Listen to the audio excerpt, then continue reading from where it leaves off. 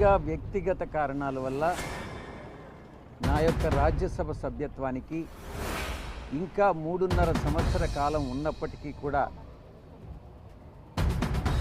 రాజీనామాని ఉపరాష్ట్రపతి గారు మా యొక్క రాజ్యసభ చైర్మన్ అధ్యక్షుల వారికి సమర్పించడం జరిగింది.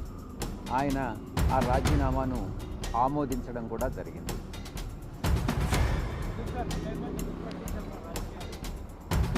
పూర్తిగా వ్యక్తిగత కారణాల వల్ల రాజీనామా మాత్రమే కాదు, రాజకీయాల నుంచి కూడా తప్పుకోవాలన్నటువంటి నిర్ణయాన్ని తీసుకోవడం. వైఎస్ఆర్ కాంగ్రెస్ పార్టీ 2019 ఎన్నికల్లో 151 స్థానాలు సాధించుకున్నది. 2024 ఎన్నికల్లో 40% ఓటింగ్ సాధించుకున్నది. జగన్మోహన్ రెడ్డి గారు